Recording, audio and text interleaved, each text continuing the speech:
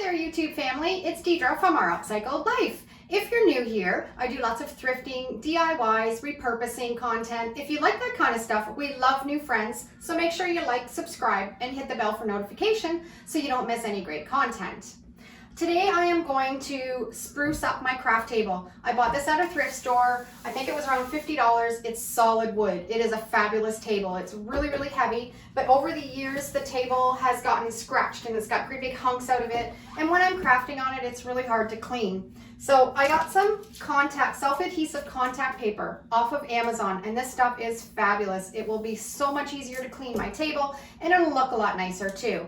So I'm going to give you a few tips and tricks on how I use this product and put it down on this table. And I'll put a link down below in the description for this paper. I have used this stuff at the dollar store, the contact paper at the dollar store. It doesn't stand up as well and it rips and tears really easy. It's not as heavy grade of vinyl. This stuff is a lot more durable. So if you're looking to do a project like this, I would recommend getting something on Amazon or something that is a bit more expensive than the dollar store contact paper. Okay, let's get started. Okay, so here is my great big craft table that works wonderful, but it's just starting to look really yucky and just needs to be fixed up. But I need it to be really durable because I craft on it every day and I have to be able to wash it down really well. So that's why I've decided to put the contact paper on top. It needs to be cleaned really well before you put the contact paper on. So I'm going to take my sanding block. This is just an 80 grit, and I'm going to sand it all down because it has little bits of paint and I might have a little bit of air dry clay on it. And I just want to make sure that it's nice and smooth before I put the contact paper down. And I'm just going to wipe it down really well with a wet rag. And then I like to use this TSP. It is a heavy-duty all-purpose cleaner, and it works so well for taking any grease or grime off or anything that you probably can't see on the table. It'll clean it off. I always like to wear gloves when I use this product, and I have about a cup and a half of warm water, and I'm gonna add a heaping tablespoon of the TSP into the water. I'll have the TSP linked down below in the description. You can check that out. And just stir it really well, make sure it's mixed together, and then just take a cloth and wipe down the table, and you'll be surprised how dirty that water is when you're wiping it all down and how much you can take off with this TSP.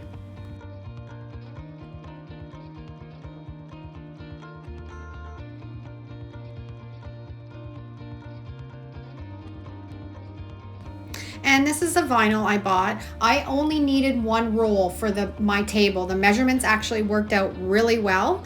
And it's always nice when you only have to buy one roll and not have to only use a quarter of a second roll. So this worked out really well. You're gonna need a really sharp X-Acto knife and a pair of scissors. And I'm just gonna cut 2 pieces of the size that I need to cover the whole table, and I cut them a little bit bigger than the actual size that I needed. And it's nice because there's a grid on the back of this, so you can cut a straight line across.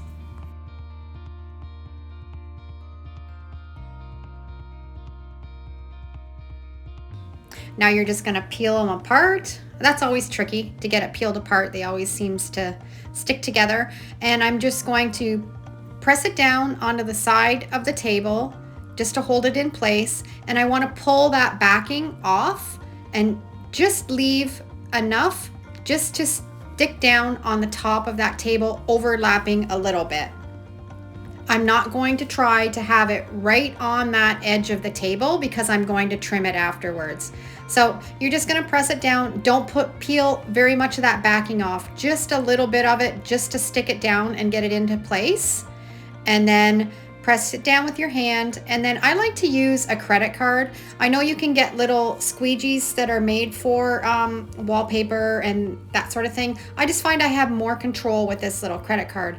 And you're just gonna go along the edge as you pull that backing off and press it down, get any air bubbles or any wrinkles out, and press away. Do not make the mistake of pulling all of the backing away right at the beginning and then trying to press it down. It just makes the job so much more difficult. I just like when I can hang on to that backing and just pull it back and let that contact paper settle down on that table and use the credit card, and it goes on really smooth. And like I said before, I haven't cut this the exact size because I'm going to trim all the edges all around the table after I've got it all laid down. And do not throw away the backing off of that contact paper, because you can transfer images and graphics onto your DIY projects, and it's a really neat technique. I'll put a link down below for a couple of those projects that you can do with it. Now I'm laying down the second piece, and I just want it just to overlap just a little tiny bit.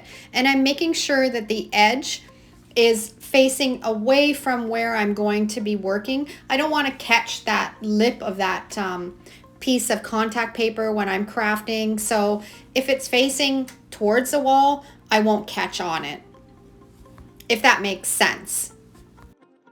And you want to press quite firm with that credit card just to make sure all those wrinkles and bubbles are gone, and just work really slow at it. It's not a rush.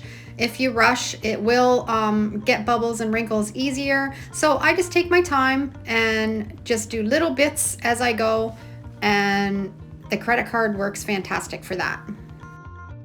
If this was going to be a kitchen table, then I would go to the effort of refinishing the top. But because this is in my craft room, I wanted something that was going to be really durable, easy to wipe up, easy to clean. And if it did get ruined, I can peel it off, buy another piece, and start over again. Okay, now I've got a brand new blade in this little knife, and I'm just going to, now my table has a bit of a beveled edge, so I'm laying my knife right against that beveled edge and just really slowly hanging onto the piece that I'm cutting tight and taking that blade along the table, and it makes a nice, crisp, clean cut. And again, you want to just get it started, just make a little bit of a cut, hold your knife right against that table and pull that piece taut and drag your knife along, and it'll make a nice smooth cut. Isn't that nice? The trick here is make sure you have a brand new knife in it. You want to have it really nice and sharp.